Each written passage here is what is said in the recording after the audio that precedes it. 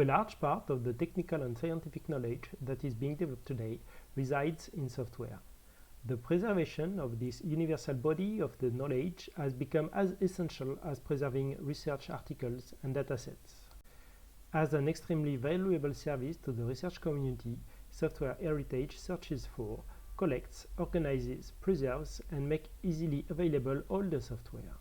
Software has become a pillar of sciences, ubiquitous in all its fields. This use case 4 aims at making it easier for the EOS Pillar members to identify source code artifacts used on EOS infrastructure and ensure their long-term preservation on the Software Heritage Archive. In order to achieve this use case focuses on the following tasks. First, standardize a schema of persistent identifiers that allows to reference billions of source code artifacts.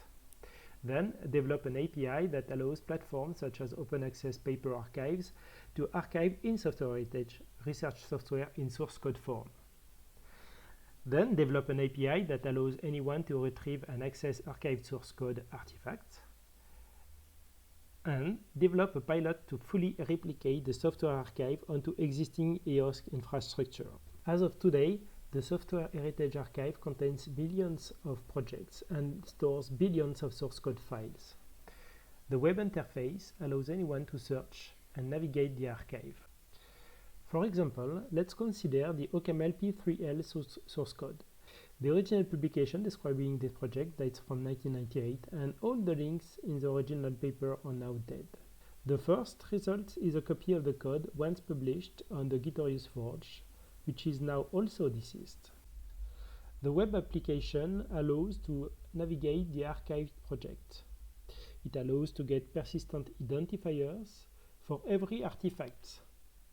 These are called SWID and allow to intrinsically and uniquely identify any part of the code, be it a Git revision, a directory, a file, or even a snippet of code in this file.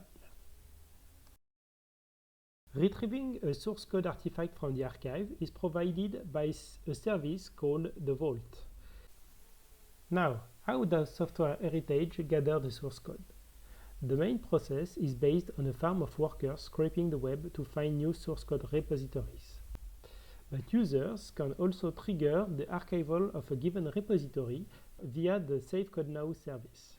This service allows to add a loading task for a given Git, Mercurial, or Subversion repository.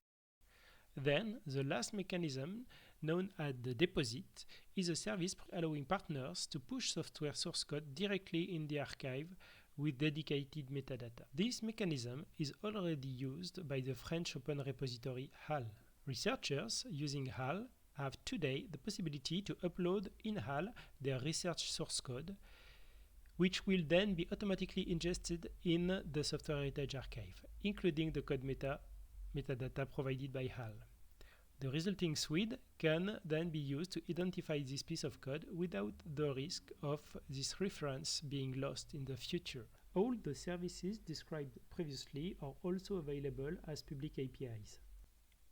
Finally, the pilot project to fully replicate the Software Heritage Archive onto EOS infrastructure, VITAM, provided by the CNES, is currently under development. Thank you.